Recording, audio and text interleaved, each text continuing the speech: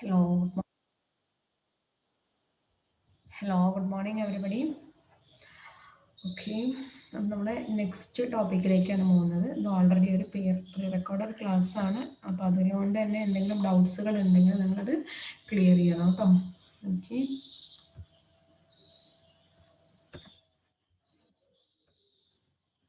അപ്പോൾ കഴിഞ്ഞ ക്ലാസ്സിൽ നമ്മൾ ഡിസ്കസ് ചെയ്തുകൊണ്ട് പെർക്യൂസിറ്റ്സിലെ ഫസ്റ്റ് വണ്ണിലെ perquisites taxable in all cases എന്നുള്ളതാണ് നമ്മൾ ഡിസ്കസ് ചെയ്തുകൊണ്ടിരുന്നത്. റെന്റ് ഫ്രീ അക്കോമഡേഷൻ ആണ് ഡിസ്കസ് ചെയ്തത്. അതിനകത്ത് തന്നെ ഫസ്റ്റ് കാറ്റഗറി, അതായത് ഗവൺമെന്റ് എംപ്ലോയീസിന്റെ കേസിൽ എങ്ങനെയാണ് റെന്റ് ഫ്രീ അക്കോമഡേഷന്റെ വാല്യൂ കണ്ടുപിടിക്കുക എന്നുള്ളത്. ഓക്കെ, സോ രണ്ടാമത് നമ്മൾ നോക്കുന്നത് അതർ എംപ്ലോയീസിന്റെ കേസിൽ എങ്ങനെയാണ് നമ്മൾ റെന്റ് ഫ്രീ അക്കോമഡേഷന്റെ വാല്യൂ കണ്ടുപിടിക്കുക എന്നുള്ളതാണ്. അപ്പൊ ആരായിരിക്കും other employees? Private employees, government employees അല്ലാത്തവരെയാണ് നമ്മൾ അതർ എംപ്ലോയീസ് എന്ന് പറയുന്നത്, അല്ലേ? അപ്പം ഇവിടെ എന്നെ ഇതിലെ സബ് കാറ്റഗറീസ് ഉണ്ട്. അപ്പോൾ ഫസ്റ്റ് നമ്മൾ പഠിക്കുന്നത് if accommodation is owned by employer. എംപ്ലോയറുടെ തന്നെ സ്വന്തം കെട്ടിടത്തിലാണ്, അല്ലെങ്കിൽ എംപ്ലോയറുടെ ഓണർഷിപ്പ് കെട്ടിടത്തിലാണ്, ഓണർഷിപ്പിലുള്ള കെട്ടിടത്തിലാണ് ഈ താമസ സൗകര്യം നൽകുന്നത് എങ്കിൽ അതാണ് ഇവിടെ കാണിക്കുന്നത്. ഓക്കെ, ഇപ്പം നിങ്ങളൊരു കമ്പനിയിൽ പോയി വർക്ക് ചെയ്യണമെങ്കിൽ, നമ്മൾ പാരൻസ് ആണെങ്കിലും കമ്പനിയിലാണ് വർക്ക് ചെയ്യുന്നതെങ്കിൽ കമ്പനിയുടെ ഭാഗത്ത് തന്നെ എന്തുണ്ടായിരിക്കും, ചിലപ്പം അക്കോമഡേഷൻ ഒക്കെ പ്രൊവൈഡ് ചെയ്യുന്നുണ്ടാവും, അല്ലേ? ചിലപ്പോൾ അത് കമ്പനിയുടെ ഓണർഷിപ്പിലുള്ളതായിരിക്കും ആ ക്വാർട്ടേഴ്സൊക്കെ, ഓക്കെ, അല്ലെങ്കിൽ വീടൊക്കെ.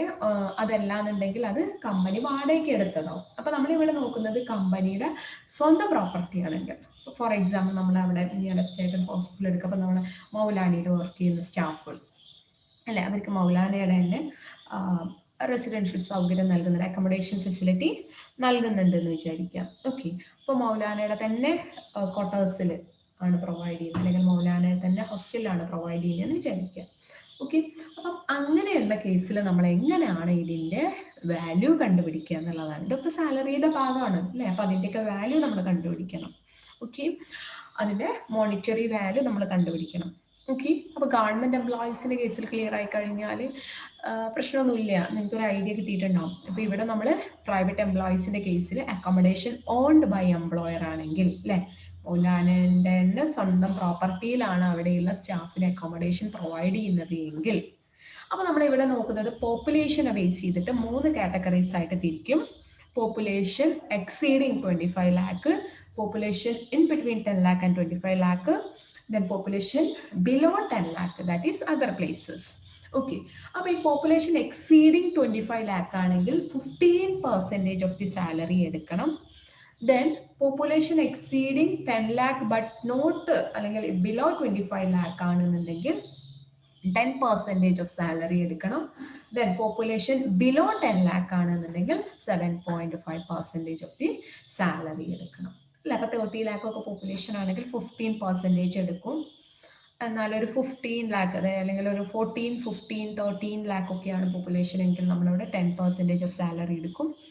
ഇനി ഒരു 7%, 8% ഒക്കെയാണ്, 8% അല്ല, ലാക്സിലാണ് പറയുന്നത്. 8 lakh, അതുപോലെ തന്നെ 9 lakh ഒക്കെയാണ് പോപ്പുലേഷൻ എങ്കിൽ നമ്മൾ 7.5% ഓഫ് ദി സാലറി എടുക്കും. ഇവിടെ പറയാം, ഒരു 30 ലക്ഷം ഒക്കെയാണ് പോപ്പുലേഷൻ എങ്കിൽ അവിടെ നമ്മൾ സാലറിയുടെ 15% എടുക്കും.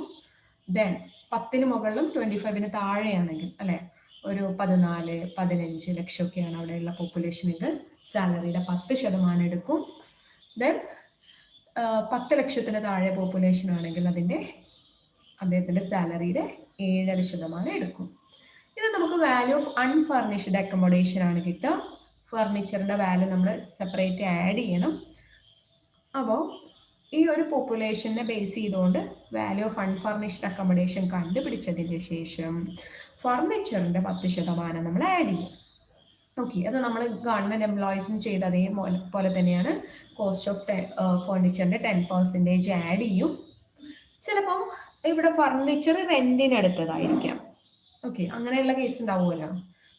ക്വാർട്ടേഴ്സ് എംപ്ലോയറുടെ തന്നെയാണ്, കമ്പനിയുടെ തന്നെയാണ്, പക്ഷെ അതിനകത്തുള്ള ഫർണിച്ചർ ഒരു പക്ഷെ റെന്റിന് എടുത്തതായിരിക്കാം. അങ്ങനെയാണെങ്കിൽ ആ റെന്റ് ചാർജസ് ആഡ് ചെയ്യണം.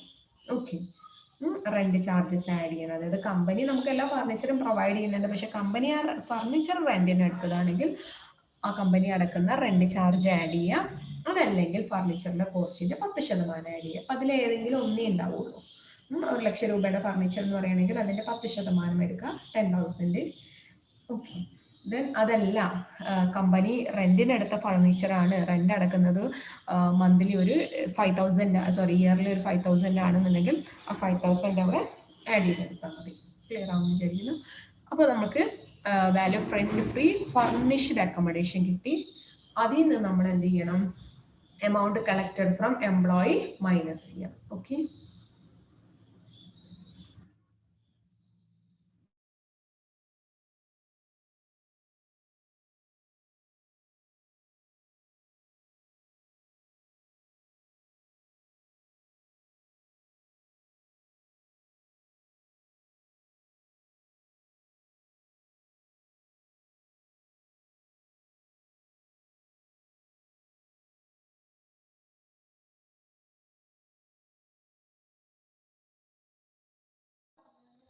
ഓക്കെ. അപ്പം നെക്സ്റ്റ് പിന്നെ നോക്കുന്നത് എന്താണ്? ഒന്നുകൂടെ നോക്കുകയാണെങ്കിൽ ആദ്യം നമ്മൾ പോപ്പുലേഷനെ ബേസ് ചെയ്തുകൊണ്ട് വാല്യൂ ഓഫ് അൺഫർണിഷ്ഡ് അക്കോമഡേഷൻ കണ്ടുപിടിച്ചു. ദെൻ ഫർണിച്ചറിൻ്റെ കോസ്റ്റിൻ്റെ 10% ആഡ് ചെയ്തു. ദെൻ നെക്സ്റ്റ് നമ്മൾ എന്ത് ചെയ്തു? Amount collected from employee minus ചെയ്തു, അല്ലേ? ആ ലാസ്റ്റത്തെ 2 സ്റ്റെപ്പും കോമൺ ആണ്. ഇപ്പം ഗവൺമെൻറ് എംപ്ലോയീസ് ആണെങ്കിലും അതല്ല നോൺ ഗവൺമെൻറ് എംപ്ലോയീസ് ആണെങ്കിലും ഒക്കെ കോമൺ തന്നെയാണ്. എംപ്ലോയി എന്തെങ്കിലും അടയ്ക്കുന്നുണ്ടെങ്കിൽ, ഇപ്പം അവിടെ ഡോക്ടറാണ്, വർക്ക് ചെയ്യുന്ന ഡോക്ടറാണ്, അപ്പം അയാൾ ഇതിന് വേണ്ടിയിട്ട് ഒരു ചെറിയൊരു എമൗണ്ട് ഇവിടെ കൊടുക്കുന്നുണ്ട്. ഫ്രീ അക്കോമഡേഷൻ ആണെങ്കിൽ കൂടി അയാൾ റെന്റ് എന്നുള്ള രീതിക്ക് ഒരു ചെറിയ എമൗണ്ട് പേ ചെയ്യുന്നുണ്ടെങ്കിൽ ആ ഒരു എമൗണ്ട് അതിന് മൈനസ് ചെയ്യുക. ഓക്കെ. അതർ എംപ്ലോയീസ് ബേസിൽ നമുക്ക് ജസ്റ്റ് ഒരു എക്സാമ്പിൾ ഒക്കെ ചെയ്യുന്ന സമയത്ത് നിങ്ങൾക്ക് അത് മനസ്സിലാവുന്നുണ്ടാവും. നോക്കാം. അപ്പം നോക്കൂ, പോപ്പുലേഷൻ 12 lakh ആണ്. ഫോർ എക്സാമ്പിൾ തന്നതാണ്. പോപ്പുലേഷൻ 12 lakh ഉള്ള ഒരു സ്ഥലമാണ്. അപ്പം അവിടെ റെന്റ് കളക്റ്റഡ് ഫ്രം എംപ്ലോയി എന്ന് പറയുന്നത് 1,000 ആണ്. സാലറി എന്ന് പറയുന്നത് 1 lakh rupees per annum ആണ്. ഇതെല്ലാം per annumത്തിലാണ് തന്നത്. Cost of furniture per annum, cost of furniture എന്ന് പറയുന്നത് 10,000 ആണ്. വാല്യൂ ഓഫ് പെർക്വിസിറ്റ്സ് എന്ന് പറയുമ്പോൾ നമുക്ക് എങ്ങനെ കണ്ടുപിടിക്കാം? ഇവിടെ 12 lakh ആണ് പോപ്പുലേഷൻ, അല്ലേ? അപ്പൊ 12 lakh ഏതാണ്? എത്ര വരും? 12 lakh പോപ്പുലേഷൻ എന്ന് പറയുമ്പോൾ സാലറിയുടെ എത്ര ശതമാനം എടുക്കണം നമ്മളിവിടെ? 10-ന് താഴെയാണെങ്കിൽ 7.5%. നെക്സ്റ്റ് നമ്മൾ എന്ത് പറഞ്ഞു? ദെൻ എബവ് 10 lakh ആണ്, പക്ഷെ ബിലോ 25 lakh ആണെങ്കിൽ 10% എടുക്കണം. ദെൻ നെക്സ്റ്റ് എബവ് 25 lakh ആണെങ്കിൽ നമ്മളവിടെ 15% എടുക്കണം. അപ്പോൾ ഇവിടെ എന്താണ് എടുക്കുക? 10%, അല്ലേ? സാലറിയുടെ 10% plus then cost of furniture തന്നിട്ടുണ്ട്, സോ അതിൻ്റെ 10% minus rent collected from employee ആണ് നമുക്കിവിടെ വരും. ഓക്കെ. അപ്പോൾ അതെങ്ങനെ ചെയ്യാം എന്നുള്ളത് നോക്കൂ. സാലറിയുടെ 10% കണ്ടുപിടിക്കാം. സാലറിയുടെ 10% എന്ന് പറയുമ്പം 10,000 ആയിരിക്കും വരിക. ഓക്കെ. അതിൻ്റെ കൂടെ നമ്മൾ എന്ത് ചെയ്യണം? ഫേർണിച്ചറിൻ്റെ കോസ്റ്റിൻ്റെ 10% ആഡ് ചെയ്യണം. That is 1,000. ദെൻ മൈനസ് നമ്മൾ എന്ത് ചെയ്യണം? എംപ്ലോയി അടക്കുന്ന ഒരു റെന്റ് മൈനസ് ചെയ്യണം. എംപ്ലോയി ഒരു വർഷത്തിൽ അടക്കുന്നത് 1,000 rupees ആണ്. സോ നമുക്ക് അവിടെ ആൻസർ ആയിട്ട് അതല്ലെങ്കിൽ value of rent free accommodation ആയിട്ട് എത്ര കിട്ടും? 10,000 rupees കിട്ടും. ഇതാണ് നമ്മുടെ സാലറിയുടെ കൂടെ ആഡ് ചെയ്യേണ്ടത്. ഓക്കെ. ഇത് നമ്മൾ സാലറി ഇൻകം ആയിട്ട് കാണിക്കണം, അല്ലെങ്കിൽ ടാക്സബിൾ ഇൻകം ആയിട്ട് കാണിക്കണം. ഓക്കെ. ക്ലിയർ ആണെന്ന് വിചാരിക്കുന്നു. അപ്പം വൺസ് അഗെയിൻ നമ്മൾ ആദ്യം മുതലുള്ള ഒരു കോൺസെപ്റ്റ് നോക്കുക. റെന്റ് ഫ്രീ അക്കോമഡേഷൻ ആണ് പഠിക്കുന്നത്. ഫസ്റ്റ് ഗവൺമെന്റ് എംപ്ലോയീസിന്റെ കേസിൽ പഠിച്ചു. ഗവൺമെന്റ് എംപ്ലോയീസിന്റെ കേസിലാണെങ്കിൽ വാല്യൂ ഓഫ് പെർക്വിസിറ്റ് കണ്ടുപിടിക്കുന്നത് license fee plus 10% of cost of furniture minus rent collected from employee ആണ്. എന്നാൽ പ്രൈവറ്റ് എംപ്ലോയീസിന്റെ കേസിൽ നമ്മൾ ആദ്യത്തെ കാറ്റഗറിയാണ് പഠിച്ചത്. If the accommodation is owned by the employer, employer ആണ് അക്കോമഡേഷൻ ഓൺ ചെയ്യുന്നത് എങ്കിൽ കമ്പനി പ്രൊവൈഡ് ചെയ്യുന്ന ഒരു അക്കോമഡേഷൻ ആണെന്നുണ്ടെങ്കിൽ അങ്ങനെ ഓർത്ത് വെക്കുക കേട്ടോ. പോപ്പുലേഷനെ ബേസ് ചെയ്തോട്ട് നമ്മൾ ആദ്യം കണ്ടുപിടിച്ചു. 25 lakh അബവ് ആണെങ്കിൽ 15%, in between 10 lakh and 25 lakh ആണെന്നുണ്ടെങ്കിൽ 10%, ബിലോ 10 lakh ആണെന്നുണ്ടെങ്കിൽ 7.5% ഇങ്ങനെ കണ്ടുപിടിച്ചു. ദെൻ പ്ലസ് അതിൽ ഏതാണെന്ന് വെച്ചാൽ അത് സെലക്ട് ചെയ്തതിന് ശേഷം ഫർണിച്ചറിൻ്റെ 10% ആഡ് ചെയ്തു. എംപ്ലോയി എന്തെങ്കിലും അടയ്ക്കുന്നുണ്ടെങ്കിൽ അത് അതിന് കുറച്ചു അല്ലേ. ഫർണിച്ചർ ഇല്ലെങ്കിൽ ഇപ്പം അതിൻ്റെ എമൗണ്ട് എടുക്കേണ്ട ആവശ്യമില്ല. ഫേർണിച്ചർ പ്രൊവൈഡ് ചെയ്യുന്നെങ്കിൽ അതിൻ്റെ എമൗണ്ട് എടുക്കേണ്ട ആവശ്യമില്ല. അതുപോലെ തന്നെ എംപ്ലോയി ഒന്നും അടക്കുന്നില്ലെങ്കിലും എടുക്കേണ്ട ആവശ്യമില്ല. ഓക്കെ. സോ നെക്സ്റ്റ് ഇപ്പം അത് വേണ്ടത് നിങ്ങൾ തിയറട്ടിക്കലി നന്നായിട്ട് മനസ്സിലാക്കണം, എന്നാലേ ഉള്ളൂ അതിൻ്റെ പ്രോബ്ലം ചെയ്യാനായിട്ട് സാധിക്കാം. ഓക്കെ. സോ നെക്സ്റ്റ് അപ്പം അതൊക്കെ പഠിച്ചു കഴിഞ്ഞിട്ടാണ് നമ്മൾ അതിൻ്റെ പ്രോബ്ലം ചെയ്യുന്നുള്ളൂ. അതാണ് next, if accommodation is taken on lease or rent അല്ലേ. എംപ്ലോയർ എന്ത് ചെയ്യുന്നുണ്ട്, അക്കോമഡേഷൻ ഒക്കെ പ്രൊവൈഡ് ചെയ്യുന്നുണ്ട്, പക്ഷെ അവരുടെ സ്വന്തം പ്രോപ്പർട്ടി അല്ല, അവർ വാടകയ്ക്ക് എടുത്ത പ്രോപ്പർട്ടി ആണെന്ന് വിചാരിക്കുക. ഇപ്പൊ നമ്മൾ നേരത്തെ പറഞ്ഞൊരു എക്സാമ്പിൾ പോലെ തന്നെ അല്ലേ, കമ്പനി അക്കോമഡേഷൻ പ്രൊവൈഡ് ചെയ്യുന്നുണ്ട്, പക്ഷെ കമ്പനിയുടെ ഫ്ലാറ്റ് ഒന്നല്ല, കമ്പനിയുടെ കോട്ട് ഹൗസ് ഒന്നല്ല, പക്ഷെ അവർ റെന്റിന് എടുത്തോടത്താണ്. കമ്പനി തന്നെ റെന്റിന് എടുത്തിട്ടാണ് അക്കോമഡേഷൻ പ്രൊവൈഡ് ചെയ്യുന്നത്. ഓക്കെ, അതാണ് നമ്മളിവിടെ നോക്കുന്നത്. If accommodation is taken on lease or rent. Okay, അങ്ങനെ വരുന്ന കേസിൽ അല്ലെ, ഇപ്പൊ നമ്മൾ നേരത്തെ പറഞ്ഞ പോലെ തന്നെ മൗലാനയിലുള്ള ജോലിക്കാർക്ക് വേണ്ടിയിട്ട് താമസിക്കാൻ വേണ്ടിയിട്ട് മൗലാനക്കാർ ഒരു വാടകയ്ക്ക് ഒരു ക്വാർട്ടേഴ്സ് എടുക്കുകയാണ്, അതല്ലെങ്കിൽ ഒരു ഫ്ലാറ്റ് എടുക്കണം. That is if accommodation is taken on lease or rent. Okay, അപ്പൊ അങ്ങനെ വരുന്ന കേസിൽ വാല്യൂ ഓഫ് അൺഫർണിഷ്ഡ് ഹൗസ് ആണ് നമ്മൾ കണ്ടുപിടിക്കുന്നത് 15% of the salary or actual lease. അതായത് സാലറിയുടെ 15%, അതല്ലെങ്കിൽ എംപ്ലോയർ അടക്കുന്ന റെന്റ് അല്ലെ, സാലറിയുടെ 15% or actual lease rental which ever is less. ഒന്ന് ജസ്റ്റ് നീങ്ങി പോയിട്ടുണ്ട്. Actual lease rental which ever is less. അപ്പം ഒരാളുടെ സാലറിയുടെ 15% എന്ന് പറയുന്നത് 20,000 റുപ്പീസ് ആണ്. സാലറിയുടെ 15% എന്ന് പറയുന്നത് 20,000 റുപ്പീസ് ആണ് പെർ ആനം ബേസിൽ വരുന്നത്. അതേസമയം ഇയാൾ താമസിക്കുന്ന ആ ഒരു വീടിന്റെ റെന്റ് എന്ന് പറഞ്ഞിട്ട് എംപ്ലോയി അടക്കുന്നത് 10,000 റുപ്പീസ് ആണ്. അപ്പൊ നമ്മൾ രണ്ടും കമ്പയർ ചെയ്യും, അതിൽ ചെറുതെടുക്കും. സപ്പോസ് ഇയാളുടെ സാലറിയുടെ 15% എന്ന് പറയുന്നത് 20,000 റുപ്പീസ് ആണ്. അതേസമയം അയാൾ താമസിക്കുന്ന ആ ഒരു വീടിന്റെ റെന്റ് അടക്കുന്നത്, കമ്പനി അടക്കുന്ന റെന്റ് എന്ന് പറയുന്നത് ഒരു വർഷത്തേക്ക് 10,000 ആണ്. ഓക്കെ, അപ്പൊ നമ്മൾ ഈ രണ്ട് എമൗണ്ട് കമ്പയർ ചെയ്യും, എന്നിട്ട് അതിനകത്തുള്ള ചെറുതെടുക്കും. ഇപ്പൊ ചെറുത് ഇതാണ് അല്ലേ. അപ്പൊ ഇത് സെലക്ട് ചെയ്യും. ഇതാണ് value of rent free unfurnished accommodation ആയിട്ട് വരിക. ഇനി ഇതിന്റെ കൂടെ നമ്മൾ എന്ത് ചെയ്യും, നേരത്തെ ചെയ്തതുപോലെ തന്നെ ഫർണിച്ചർ ഉണ്ടെങ്കിൽ ആ ഫർണിച്ചറിന്റെ 10% ആഡ് ചെയ്യും. അല്ല, ഫർണിച്ചർ റെന്റിന് എടുത്തതാണെങ്കിൽ ആ ഒരു റെന്റൽ ചാർജ് നമ്മൾ ആഡ് ചെയ്യും. അപ്പൊ ശ്രദ്ധിക്കണം കേട്ടോ, കോസ്റ്റ് വരുമ്പോഴാണ്, ഫർണിച്ചറിന്റെ കോസ്റ്റ് വരുമ്പോഴാണ് 10% എടുക്കുന്നത്. അതേസമയം ഹയർ ചാർജസ് ആണ് തന്നതെങ്കിൽ നമ്മൾ ആ ഹയർ ചാർജസ് ആഡ് ചെയ്യണം. ഇപ്പൊ ഇവിടെ നമുക്ക് പറഞ്ഞത് ഫർണിച്ചറിന്റെ ഹയർ ചാർജസ് എന്ന് പറഞ്ഞിട്ട് ഒരു വർഷത്തേക്ക് 2,000 രൂപ വരുന്നുണ്ട്. ഫർണിച്ചറിന്റെ ഹയർ ചാർജസ് എന്ന് പറഞ്ഞിട്ട് ഒരു വർഷത്തേക്ക് 2,000 രൂപ വരുന്നുണ്ട് എന്നാണ് പറഞ്ഞത്. ഓക്കെ, അപ്പൊ ഈ 2,000ന്റെ 10% അല്ല നമ്മൾ എടുക്കേണ്ടത്. ഈ 2,000 ഇതിന്റെ കൂടെ ആഡ് ചെയ്യുന്നു. സോ നമുക്ക് എത്ര കിട്ടി? 12,000 കിട്ടി അല്ലേ. ഇവിടെ എന്താ തന്നത്? ഫർണിച്ചറിന്റെ ഹയർ ചാർജസ് ആണ് തന്നത്. ഓക്കെ, ഫർണിച്ചറും ഹയറിന് എടുത്തതാണ്. സോ അതിന്റെ ഹയർ ചാർജസ് നമ്മൾ അവിടെ ആഡ് ചെയ്തു, 12,000 കിട്ടി. എമൗണ്ട് കളക്റ്റഡ് ഫ്രം എംപ്ലോയി, എംപ്ലോയിയുടെ കയ്യിൽ നിന്ന് എന്തെങ്കിലും എമൗണ്ട് വാങ്ങിക്കുന്നുണ്ടെങ്കിൽ അത് അതിന് മൈനസ് ചെയ്യാം. ഓക്കെ, അപ്പോൾ ഇവിടെ നമ്മൾ അസ്യൂം ചെയ്യുകയാണ്, ഇപ്പം എംപ്ലോയിയുടെ കയ്യിൽ നിന്ന് എല്ലാ വർഷവും ഒരു 1,000 രൂപയാണ് വാങ്ങിക്കുന്നത്. 1,000 രൂപയാണ് എംപ്ലോയിയുടെ കയ്യിൽ നിന്ന് എല്ലാ വർഷവും വാങ്ങിക്കുന്നത്. അപ്പോൾ എത്രയായി? 10,000 പ്ലസ് 2,000, 12,000 മൈനസ് 1,000, 11,000 ആയി നമ്മുടെ ആൻസർ. അപ്പോൾ വൺസ് അഗെയിൻ ലിസൺ, ഇവിടെ നമുക്ക് പോപ്പുലേഷനെ ബേസ് ചെയ്തിട്ടൊന്നും കണ്ടുപിടിക്കേണ്ട ആവശ്യമില്ല.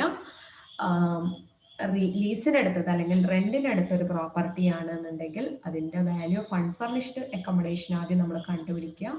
അപ്പം സാലറിയുടെ 15%, അതല്ലെങ്കിൽ കമ്പനി അടക്കുന്ന റെന്റൽ വാല്യൂ, അതിൻ്റെ ചെറിയ എമൗണ്ട് ആണ് എടുക്കേണ്ടത്.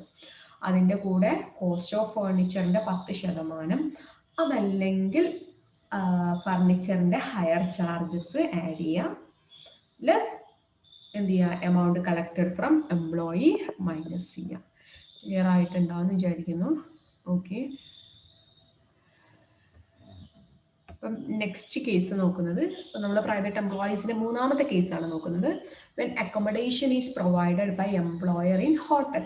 When accommodation is provided by employer in hotel. ഹോട്ടലിലാണ് അക്കോമഡേഷൻ പ്രൊവൈഡ് ചെയ്യുന്നത് എങ്കിൽ, ഓക്കെ, ആദ്യം നമ്മൾ എംപ്ലോയറുടെ സ്വന്തം ബിൽഡിങ്ങിൽ പറഞ്ഞു, ദെൻ എംപ്ലോയർ റെന്റിനെടുത്ത ബിൽഡിങ്ങിന്റെ കേസ് പറഞ്ഞു, ഇനി എംപ്ലോയർ ഹോട്ടലിലാണ് അക്കോമഡേഷൻ പ്രൊവൈഡ് ചെയ്യുന്നതെങ്കിൽ, അല്ലേ, അവിടെ നമ്മൾ എന്തായാലും റെന്റിന് എടുക്കില്ലല്ലോ. ഓക്കെ, ഐ മീൻ അതായത് ഒരു റെഗുലർ റെന്റിനാവില്ലല്ലോ എടുക്കുന്നുണ്ടാവുക എന്നുള്ള രീതിക്കാണ് പറഞ്ഞത് കേട്ടോ. Okay, so when accommodation is provided by employer in a hotel, so 24% of the salary paid or payable for the PY. ഇപ്പം എന്താ ഉദ്ദേശിക്കുന്നത്, നേരത്തെ നമ്മളവിടെ 15% എടുത്തു അല്ലേ, അപ്പൊ ഇവിടെ 24% ഓഫ് ദി സാലറി ആണ് എടുക്കുന്നത്. ഓക്കെ, എംപ്ലോയർ അടച്ചിട്ടുള്ള അല്ലെങ്കിൽ അടയ്ക്കേണ്ടിയിരിക്കുന്ന എമൗണ്ടുമായിട്ട് അതിനെ കമ്പയർ ചെയ്യും നമ്മൾ. അതായത് ആ ഹോട്ടലിലെ സെക്കൻഡ് എമൗണ്ട് ആയിട്ട് actual charges paid or payable അല്ലേ, ഒന്നെങ്കിൽ 24% ഓഫ് ദി സാലറി, അതല്ലെങ്കിൽ ആ ഹോട്ടൽ അക്കോമഡേഷന് വേണ്ടി വരുന്ന ആ ഒരു എക്സ്പെൻസ് എത്രയാണെന്നുണ്ടെങ്കിൽ അത് നോക്കും. എന്നിട്ട് അത് രണ്ടും നമ്മൾ കമ്പയർ ചെയ്തിട്ട് അതിൽ ചെറിയ എമൗണ്ട് ആയിരിക്കും എടുക്കുന്നത്. ഓക്കെ, അതിൽ നിന്ന് നമ്മൾ എന്ത് ചെയ്യും, rent paid by the employee minus ചെയ്യും അല്ലെ. ഇവിടെ പിന്നെ ഫർണിച്ചറിന് സെപ്പറേറ്റ് റെന്റും കാര്യങ്ങളൊന്നും ഉണ്ടാവില്ല, ഫർണിച്ചർ നമുക്ക് വാങ്ങിയിടാനൊന്നും പറ്റില്ല. ഓക്കെ, അപ്പൊ എനിവേ എങ്ങനെയാണ് എടുക്കുക, 24% of the salary or the actual hotel charges whichever is less. Okay, അങ്ങനെയാണ് നിങ്ങൾക്ക് മനസ്സിലാവേണ്ടത്. സാലറിയുടെ 24% അതല്ലെങ്കിൽ ആ ഹോട്ടൽ റൂമിൽ താമസിക്കാൻ വേണ്ടി വന്നിട്ടുള്ള എക്സ്പെൻസ്, ഇത് രണ്ടും കമ്പയർ ചെയ്തിട്ട് അതിൽ ചെറിയ എമൗണ്ട് എടുക്കും. എന്നിട്ട് അതിൽ നിന്ന് നമ്മൾ എന്ത് ചെയ്യും, എംപ്ലോയി അടച്ചിട്ടുള്ള എമൗണ്ട് മൈനസ് ചെയ്യും. അപ്പോൾ ഞാനൊരു എക്സാമ്പിൾ പറഞ്ഞുതരാം. ഒരാളുടെ സാലറിയുടെ 24% എന്ന് പറയുന്നത്, ഒരാളുടെ സാലറിയുടെ 24% എന്ന് പറയുന്നത് ഞാനൊരു 20,000 റുപ്പീസ് എടുക്കണം. 20,000 റുപ്പീസ് ആണ് അയാളുടെ സാലറിയുടെ 24% എന്ന് പറയുന്നത്. ഓക്കെ, അയാൾ ആ ഹോട്ടലിലാണ് അക്കോമഡേഷൻ പ്രൊവൈഡ് ചെയ്തിട്ടുള്ളത്. ഈ ഹോട്ടൽ അക്കോമഡേഷൻ പ്രൊവൈഡ് ചെയ്യുന്ന സമയത്ത് അയാൾക്ക് വേണ്ടി വന്നിട്ടുള്ള, അപ്പം അയാൾ ഒരു 2 മന്തിലേക്ക് ഒക്കെയാണ് വിചാരിക്കുക, എന്തായാലും എനിവേ അത് പോട്ടെ. അപ്പം അയാൾ ഒരു 1 ഇയറിൽ ഹോട്ടൽ അക്കോമഡേഷൻ ആണ് പ്രൊവൈഡ് ചെയ്തിട്ടുള്ളത്. അങ്ങനെയാണെങ്കിൽ അവിടെ അദ്ദേഹത്തിന് വേണ്ടി വന്നിട്ടുള്ള ടോട്ടൽ എക്സ്പെൻസ് എന്ന് പറയുന്നത്, ഹോട്ടൽ അക്കോമഡേഷന് വേണ്ടി വന്നിട്ടുള്ള ടോട്ടൽ എക്സ്പെൻസ് എന്ന് പറയുന്നത് 35,000 ആണ് ഒരു വർഷത്തേക്ക് വന്നത്. 1 ഇയറിലേക്കാണ് നമ്മൾ എടുത്തത്. 20,000 ആണ് അയാളുടെ ഒരു വർഷത്തെ 24% ഓഫ് ദി സാലറി എന്ന് പറയുന്നത്. 35,000 ആണ് അയാൾക്ക് വന്നിട്ടുള്ള ഹോട്ടൽ എക്സ്പെൻസസ് എന്ന് പറയുന്നത്, ഹോട്ടൽ അക്കോമഡേഷൻ എക്സ്പെൻസസ് എന്ന് പറയുന്നത്. ഓക്കെ, അപ്പൊ നമ്മൾ ഇതിനകത്തുള്ള ചെറുതെടുക്കും. അപ്പൊ ഇവിടെ ചെറിയ എമൗണ്ട് 20,000 ആണ് അല്ലേ. അപ്പം ഈ 35,000 കമ്പനി അടച്ചിട്ടില്ല, അടച്ചു ഓൾറെഡി. 35,000 കമ്പനി അടച്ചു, പക്ഷെ 5,000 ഇയാളെ കയ്യിൽ നിന്ന് ഈടാക്കി. അതല്ലെങ്കിൽ നമുക്ക് എങ്ങനെ പറയാം, 30,000 കമ്പനി അടച്ചു, 5,000 ഇയാൾ അടച്ചു, അങ്ങനെ പറയാം അല്ലെ. അങ്ങനെ വരുന്ന സമയത്ത് ഇവിടെ വാല്യൂ ഓഫ് പെർക്വിസിറ്റ് എത്ര ആയിരിക്കും വരുന്നുണ്ടാവുക, 15,000.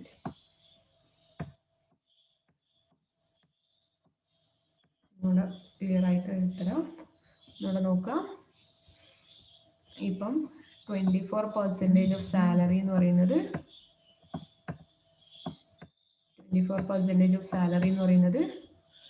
20,000 ആണെന്ന് എടുത്തു. ഓക്കെ, 20,000 ആണ് 24% ഓഫ് ദി സാലറി. ഒരു വർഷം അയാൾ ഹോട്ടലിലാണ് അക്കോമഡേഷൻ കൊടുത്തത്. അപ്പം അതിനകത്ത് ഹോട്ടലിൻ്റെ ആ റെൻ്റൽ ചാർജ് അല്ലെങ്കിൽ അക്കോമഡേഷന് വന്നിട്ടുള്ള ചാർജ് എന്ന് പറയുന്നത് 35,000 ആണ്. നമ്മൾ രണ്ടും കൂടെ കമ്പയർ ചെയ്തു, അതിൽ ചെറിയ എമൗണ്ട് എടുത്തു. ചെറിയ എമൗണ്ട് ഏതാണ്, 20,000 ആണ് അല്ലേ. അപ്പോൾ ഈ 20,000 നിന്ന് നമ്മൾ എന്ത് മൈനസ് ചെയ്യണം, ഇതാണ് ചെറിയ എമൗണ്ട്. ഓക്കെ ഓക്കെ, അപ്പം ഈ 20,000 ആണ് നമ്മളെ ലീസ്റ്റ് എമൗണ്ട്. ആ ലീസ്റ്റ് എമൗണ്ടിൽ നിന്ന് നമ്മൾ ഇദ്ദേഹം ഒരു 5,000 രൂപ കൊടുത്തിട്ടുണ്ടായിരുന്നു. ബാക്കി 30,000 രൂപ കമ്പനി അടച്ചു. പക്ഷെ 5,000 രൂപ ഈ എംപ്ലോയി ആണ് അടച്ചത്. അപ്പോൾ 5000 രൂപ കുറച്ചു. ബാക്കിയുള്ള 15,000 റുപ്പീസ് ആണ് വാല്യൂ ഓഫ് പെർക്വിസിറ്റ്സ് ആയിട്ട് വരുന്നത്. 15,000 റുപ്പീസ് ആണ് value of rent free accommodation ആയിട്ട് വരുന്നത്. ക്ലിയർ ആയിട്ടുണ്ടാവും വിചാരിക്കുന്നു. അപ്പോൾ ഇയാൾ ഇവിടെ ഒന്നും അടച്ചിട്ടില്ലെങ്കിൽ 20,000 ആണ് വാല്യൂ ഓഫ് അക്കോമഡേഷൻ ആയിട്ട് വരുന്നത്. ഓക്കെ, സോ നെക്സ്റ്റ് ഇനി ഇവിടെ നമ്മൾ ശ്രദ്ധിക്കേണ്ട വേറൊരു കാര്യമുണ്ട്. ഇനിയിപ്പോൾ പിന്നെ ഒരു 15 ദിവസത്തേക്കൊക്കെ വേണ്ടിയിട്ട് മാത്രമാണ് അയാൾ ഹോട്ടലിൽ അക്കോമഡേറ്റ് ചെയ്തതെന്ന് വിചാരിക്കുക. അപ്പോൾ നമ്മൾ വാല്യൂ ഓഫ് പെർക്വിസിറ്റ് ഒന്നും കാണണ്ട. ഓക്കെ, അപ്പോൾ അതിനകത്ത് പ്രത്യേകിച്ച് വാല്യൂ ഓഫ് പെർക്വിസിറ്റ്സ് ഒന്നും കാണേണ്ട ആവശ്യമില്ല. ഇപ്പോൾ ഫോർ എക്സാമ്പിൾ എന്താണ്, ഒരാളെ ഒരു സ്ഥലത്ത് നിന്ന് വേറെ സ്ഥലത്തേക്ക് ട്രാൻസ്ഫർ ചെയ്യണം അല്ല. അപ്പോൾ ട്രാൻസ്ഫർ ചെയ്യുന്ന സമയത്ത് ഒരു പക്ഷേ ഇപ്പോൾ അയാളുടെ അക്കോമഡേഷനും കാര്യങ്ങളൊന്നും പെട്ടെന്ന് ശരിയായിട്ടുണ്ടാവില്ല. അപ്പം അങ്ങനെയൊക്കെ വരുന്ന സാഹചര്യത്തിൽ കുറച്ച് ദിവസമൊക്കെ അയാൾ എന്തെങ്കിലും ഒരു ഹോട്ടലിലൊക്കെ അക്കോമഡേറ്റ് ചെയ്തിട്ടുണ്ടാവും. അപ്പം അങ്ങനെയുള്ള സിറ്റുവേഷനിൽ നമ്മളിവിടെ വാല്യൂ ഓഫ് പെർക്വിസിറ്റ് കാണേണ്ട ആവശ്യമില്ല. അങ്ങനെ അതാണ് അതിൻ്റെ ഒരു ബേസിക് കാരണം. അതായത് 15 ദിവസത്തിന് താഴെയാണ് അവിടെ ഹോട്ടൽ അക്കോമഡേഷൻ എങ്കിൽ അതിൻ്റെ വാല്യൂ കണ്ടുപിടിക്കേണ്ട ആവശ്യമില്ല. അതൊരു എക്സംപ്റ്റഡ് ആണ്. Okay, there is no perquisite value if accommodation is provided for a period not exceeding 50 days on transfer of employees. കണ്ടുവോ, ഒരാൾ ട്രാൻസ്ഫർ ചെയ്യുന്ന സമയത്ത് അയാൾ ഒരു 10 ദിവസം ഒരു ഹോട്ടൽ റൂമിലാണ് താമസിപ്പിച്ചെന്ന് വിചാരിക്കുക. അപ്പൊ അങ്ങനെയാണെങ്കിൽ നമ്മൾ അത് കൺസിഡർ ചെയ്യേണ്ട ആവശ്യം ഇല്ല. അപ്പോൾ ഇതാണ് ഹോട്ടൽ അക്കോമഡേഷൻ പ്രൊവൈഡ് ചെയ്യുന്ന സമയത്ത് value of rent free accommodation ആയിട്ട് കാണേണ്ട സ്റ്റെപ്പുകൾ. അപ്പോൾ നമ്മൾ ഗവൺമെൻറ് എംപ്ലോയീസിൻ്റെ കേസിൽ പഠിച്ചു, പ്രൈവറ്റ് എംപ്ലോയീസിൻ്റെ കേസിൽ 3 കേസസും പഠിച്ചു അല്ലേ. എംപ്ലോയർ ഓൺ ചെയ്യുന്ന അക്കോമഡേഷൻ ആണെങ്കിൽ, എംപ്ലോയർ റെന്റിന് എടുത്തതാണെന്നുണ്ടെങ്കിൽ, ദെൻ ഹോട്ടലിലാണ് അക്കോമഡേഷൻ പ്രൊവൈഡ് ചെയ്യുന്നത് എങ്കിൽ. ഇതിനിടയ്ക്കൊക്കെ ഞാൻ നിങ്ങൾക്ക് സാലറിയുടെ എമൗണ്ട് ആണ് പറഞ്ഞു തന്നത് അല്ലേ. 24% ഓഫ് സാലറി എന്ന് പറഞ്ഞാൽ എത്രയാണ്, 15% ഓഫ് സാലറി എത്രയാണ് എന്നൊക്കെ പറഞ്ഞിട്ടാണ് ക്വസ്റ്റ്യൻ തന്നത്. അപ്പോൾ ഇവിടെയും നമ്മൾ സാലറിയുടെ എമൗണ്ട് കാൽക്കുലേറ്റ് ചെയ്യണം. നേരത്തെ നമ്മൾ HRAക്ക് സാലറിയുടെ എമൗണ്ട് കാൽക്കുലേറ്റ് ചെയ്തു അല്ലേ. അതുപോലെ തന്നെ PFന് സാലറിയുടെ എമൗണ്ട് കാൽക്കുലേറ്റ് ചെയ്തു. പക്ഷെ ഇവിടെ നമ്മൾ സാലറിയുടെ എമൗണ്ട് കാൽക്കുലേറ്റ് ചെയ്യുമ്പോൾ അതിൽ നിന്നൊക്കെ കുറച്ച് വ്യത്യാസമുണ്ട്. അപ്പോൾ സാലറി എന്ന് പറയുന്നത് basic pay plus DA under terms of agreement, അതല്ലെങ്കിൽ DP അല്ലേ, plus bonus plus commission plus all other taxable allowance. നോക്കുക, നമ്മൾ ബേസിക് പേ എടുക്കണം, DA under terms of agreement എടുക്കണം, ബോണസ് ഉണ്ടെങ്കിൽ ബോണസ് എടുക്കണം, കമ്മീഷൻ ഉണ്ടെങ്കിൽ കമ്മീഷൻ എടുക്കണം, പിന്നെയോ ബാക്കിയുള്ള എല്ലാ അലവൻസും. ഇപ്പം നേരത്തെ നമ്മൾ പഠിച്ചിട്ടുള്ള അലവൻസ്, ഇപ്പോൾ മെഡിക്കൽ അലവൻസ് കൊടുക്കുന്നുണ്ട്, അങ്ങനെയാണെങ്കിൽ അത് ഫുള്ളി ടാക്സബിൾ ആണ്. ആ മെഡിക്കൽ അലവൻസിന്റെ ഫുൾ എമൗണ്ട് നമ്മൾ സാലറി എന്ന് പറഞ്ഞിട്ട് ആഡ് ചെയ്തെടുക്കണം അല്ലെ. അതല്ലാന്നുണ്ടെങ്കിൽ നമ്മൾ അവിടെ CCA പഠിച്ചു, സിറ്റി കോമ്പൻസേറ്ററി അലവൻസ് പഠിച്ചു, അതുണ്ടെങ്കിൽ അത് ആഡ് ചെയ്യണം. ഇനി അതേസമയം HRA ഉണ്ടെന്ന് വിചാരിക്കുക, അപ്പൊ HRAയിൽ ടാക്സബിൾ ഭാഗവും എടുക്കണം. ഓക്കെ, HRAയുടെ ടാക്സബിൾ എമൗണ്ട് എടുക്കണം. എഡ്യൂക്കേഷൻ അലവൻസ് പ്രൊവൈഡ് ചെയ്യുന്നുണ്ടെങ്കിൽ അതിനകത്തുള്ള ടാക്സബിൾ എമൗണ്ട് എടുക്കണം.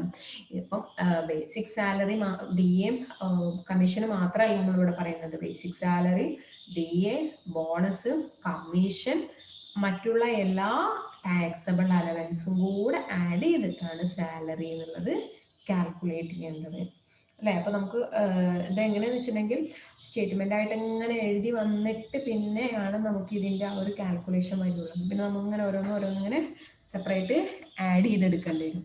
ഓക്കെ ഓക്കെ, അത് ക്ലിയർ ആയി ഉണ്ടാവുമെന്ന് വിചാരിക്കുന്നു. നെക്സ്റ്റ് നമ്മൾ അതിന്റെ കാൽക്കുലേഷനിലേക്ക് പോകുന്നതിന്റെ മുമ്പ്, അതായത് പെർക്വിസിറ്റ്സ് ഇപ്പോൾ നമ്മൾ ജസ്റ്റ് ഒന്ന് അറിഞ്ഞു അല്ലേ. പെർക്വിസിറ്റ്സ് എല്ലാതും ഒന്ന് ഏകദേശം പറഞ്ഞിട്ടാണ് നമ്മൾ അതിന്റെ പ്രോബ്ലംസ് ചെയ്യുള്ളൂ. ഓക്കെ, കാരണം അങ്ങനെയാണ് നമുക്ക് ക്വസ്റ്റ്യൻ വരിക. അപ്പോൾ ഒരു ക്വസ്റ്റ്യനിൽ തന്നെ ചിലപ്പം 2-3 പെർക്വിസിറ്റ്സ് തന്നിട്ടുണ്ടാവും, അതുപോലെ തന്നെ അലവൻസ് ഒക്കെ ഉണ്ടാവും. അപ്പോൾ ഒരുമിച്ചാണ് നമ്മൾ ചെയ്തു നോക്കുക. ഇനി രണ്ടാമത്തെ ഒരു പെർക്വിസിറ്റ് ആണ് നമ്മൾ പഠിക്കുന്നത്. ഫസ്റ്റ് നമ്മൾ റെന്റ് ഫ്രീ അക്കോമഡേഷൻ പഠിച്ചു. അപ്പം അതിൻ്റെ വീഡിയോ ഒന്നും കൂടെ ബാക്ക് ഇട്ടിട്ട് ഒന്നും കൂടെ കേൾക്കണം. രണ്ടാമത്തത് നമ്മൾ പഠിക്കുന്നത് taxable in all cases തന്നെ. രണ്ടാമത് any amount paid by employer in respect of any obligation payable by employee. ഇത്രയേ ഉള്ളൂ. എംപ്ലോയർ അടക്കേണ്ട ഏതെങ്കിലും ഹോട്ടൽ ബില്ല്, ക്ലബ് ബില്ല്, അതല്ലെങ്കിൽ മറ്റേതെങ്കിലും എഡ്യൂക്കേഷണൽ എക്സ്പെൻസ്, ഇൻകം ടാക്സ് ഒക്കെയാണ് എംപ്ലോയർ അടക്കേണ്ട. ഇങ്ങനെയുള്ള എമൗണ്ട് ഒക്കെ എംപ്ലോയർ ആണ് അടച്ചത്. നമ്മുടെ പറയാം എംപ്ലോയിയുടെ ഹോട്ടൽ ബില്ല് അല്ലെങ്കിൽ ലോൺ എമൗണ്ട്, ഇൻകം ടാക്സ് ഒക്കെ അടച്ചത് എംപ്ലോയർ ആണെങ്കിൽ ഓക്കെ, ആ ഒരു എമൗണ്ട് നമ്മൾ ഇൻകം ആയിട്ട് കാണിക്കണം. ഓക്കെ, അപ്പൊ എങ്ങനെയായിരിക്കും? ഫോർ എക്സാമ്പിൾ നമ്മൾ പറയണം എംപ്ലോയർക്ക് ഇൻകം ടാക്സ് അടക്കാണ്ട് ഒരു 10,000 റുപ്പീസ്, സോറി എംപ്ലോയിക്ക് ഒരു 10,000 റുപ്പീസ് ഇൻകം ടാക്സ് അടക്കാണ്ട്. പക്ഷെ അത് അടച്ചത് ആരാണ്? എംപ്ലോയർ ആണ്. ഓക്കെ, പക്ഷെ നമ്മൾ എന്ത് ചെയ്യണം? അത് എംപ്ലോയർ അടച്ചത് കൊണ്ട് തന്നെ എംപ്ലോയിനെ സംബന്ധിച്ച് നോക്കുമ്പോൾ അതൊരു വരുമാനമാണ് അല്ലേ? അയാൾ അടക്കേണ്ട എമൗണ്ട് ആയിരുന്നു, പക്ഷെ അത് എംപ്ലോയർ അടച്ചു. അത് നമ്മൾ സാലറിയുടെ ഭാഗമായിട്ടാണ് എടുക്കുക. അപ്പൊ ആ ഇൻകം ടാക്സിന്റെ എമൗണ്ട് നമ്മൾ ആഡ് ചെയ്യണം.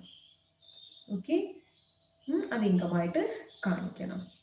അതല്ലെങ്കിൽ എംപ്ലോയിയുടെ മക്കളുടെ എഡ്യൂക്കേഷണൽ എക്സ്പെൻസ് വഹിച്ചത് എംപ്ലോയർ ആണ്. അതല്ലെങ്കിൽ എംപ്ലോയിയുടെ ലോൺ അടച്ചത് എംപ്ലോയർ ആണ്. അങ്ങനെയൊക്കെ വരുന്ന സിറ്റുവേഷനിൽ ആ ഒരു എമൗണ്ട് നമ്മൾ ആഡ് ചെയ്യണം. അതൊരു വാല്യൂ ഓഫ് പെർക്വിസിറ്റ് ആയിട്ട് എടുക്കണം. എന്നാൽ ഇവിടെ നമ്മൾ ഒരു എക്സെപ്ഷണൽ കേസ് പറയുന്നുണ്ട്. Tax on perquisites payable by employee if paid by the employer is not a taxable perquisites എന്ന് പറയുന്നുണ്ട്. അതായത് tax on perquisites payable by employee അല്ലെ, പെർക്വിസിറ്റ്സ് മേലുള്ള ടാക്സ് ആണ്. അപ്പൊ നമ്മൾ റെന്റ് ഫ്രീ അക്കോമഡേഷൻ പ്രൊവൈഡ് ചെയ്യാണ്, അതിന്റെ ടാക്സ് ആണെന്ന് വിചാരിക്കുക. അതല്ലെങ്കിൽ കാറാണ്, കാറിന്റെ ടാക്സ് ആണെന്ന് വിചാരിക്കുക. അത് എംപ്ലോയർ അടച്ചു. അത് പക്ഷെ നമ്മളിവിടെ ആഡ് ബാക്ക് ചെയ്യേണ്ട ആവശ്യമില്ല, അതിവിടെ ഇൻകം ആയിട്ട് കാണിക്കേണ്ട ആവശ്യമില്ല. ഓക്കെ, അത് എംപ്ലോയർ അടച്ചാലും നമ്മളിവിടെ ഇൻകം ആയിട്ട് എടുക്കേണ്ട ആവശ്യമില്ല. അതല്ലാതെ അയാളുടെ ഇൻകം ടാക്സ് അടക്കേ, അതല്ലെങ്കിൽ ഹോട്ടൽ ബില്ലടക്കേ, ക്ലബ് ബില്ലടക്കേ, ലോണിന്റെ എമൗണ്ട് പേയ്മെന്റ് റീപേയ്മെന്റ് നടത്തിയൊക്കെ ചെയ്ത് കഴിഞ്ഞാൽ അതൊക്കെ ഒരു പെർക്വിസിറ്റ് ആയിട്ട് എടുത്തുകൊണ്ട് അതിന്റെ വാല്യൂ അല്ലെങ്കിൽ അത് ടാക്സബിൾ ഇൻകം ആയിട്ടാണ് എടുക്കേണ്ടത്. ഓക്കെ, ക്ലിയർ ആയിട്ടാന്ന് വിചാരിക്കണം. രണ്ട് എണ്ണാണ് നമ്മൾ പഠിച്ചത് അല്ലേ. Next interest free loan or loan at concessional rate ആണ്. ഇൻട്രസ്റ്റ് ഫ്രീ ലോൺ കൊടുക്കുകയാണ്. അപ്പൊ കമ്പനിയിൽ നിന്ന് ലോണ് കിട്ടുകയാണ്, ഒരു പലിശയും അടക്കണ്ടാതെയാണ് ലോണ് കിട്ടുന്നത്. അങ്ങനെ കൊടുക്കാം അല്ലെ. അപ്പം അങ്ങനെയാണെന്നുണ്ടെങ്കിൽ, അതല്ലെങ്കിൽ കുറഞ്ഞ റേറ്റിലാണ്. സാധാരണ ഇപ്പൊ ബാങ്കിലൊക്കെ കൊടുക്കുക 10%, പക്ഷെ കമ്പനി അയാൾക്ക് കൊടുത്തത് വെറും 6%. അങ്ങനെയും പറ്റും അല്ലെ. സാധാരണ ബാങ്ക് നമ്മൾ ലോൺ എടുക്കുകയാണെങ്കിൽ 10% കൊടുക്കണം, പക്ഷെ കമ്പനി അയാൾക്ക് 6% പലിശ നിരക്കിലാണ് ലോണ് കൊടുത്തത്.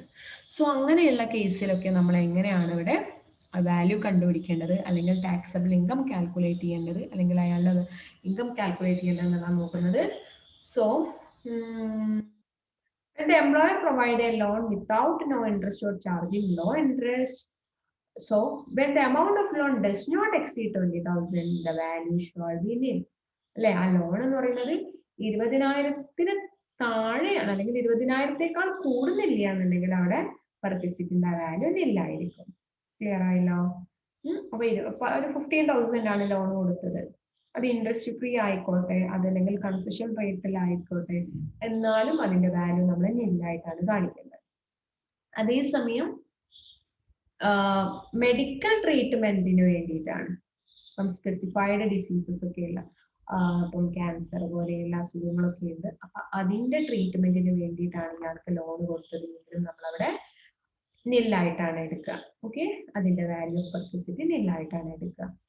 നെക്സ്റ്റ്, ഇനി ഇതങ്ങനെയല്ല, ലോൺ നൽകിയത് 20,000 മുകളിലാണ്. മാത്രമല്ല ഇങ്ങനെയല്ല നമ്മുടെ സ്പെസിഫിക് ഡിസീസസിന്റെ ആവശ്യത്തിന് വേണ്ടിയിട്ടൊന്നും അല്ല കൊടുത്തത്.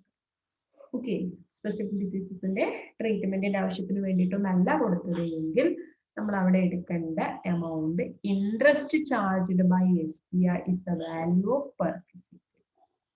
ഓക്കെ, അതായത് നമ്മൾ ഒരു ഇൻട്രസ്റ്റും അടക്കുന്നില്ലെങ്കിൽ SBIന്റെ ഇൻട്രസ്റ്റ് ചാർജ് എന്താണോ അതാണ് വരുന്നത്. നമുക്കൊരു 1,00,000 രൂപ കമ്പനി, നമ്മുടെ പാരന്റ്സിനൊക്കെ 1,00,000 രൂപ കമ്പനി ലോൺ തന്നു, ഒരു പലിശയും അടക്കണ്ട.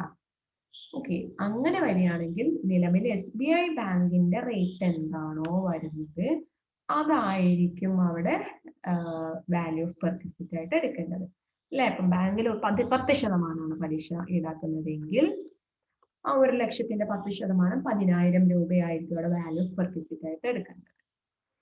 എന്നാ നമ്മൾ അതിന് എന്ത് ചെയ്യുന്നുണ്ട്, ചെറിയൊരു ഇൻട്രസ്റ്റ് അടക്കുന്നുണ്ട്. 10% SBI ബാങ്കിലുള്ളത്, പക്ഷെ നമ്മൾ അവിടെ എന്തടക്കുന്നുണ്ട്, ഒരു 6% അടക്കുന്നുണ്ട് അല്ലെ.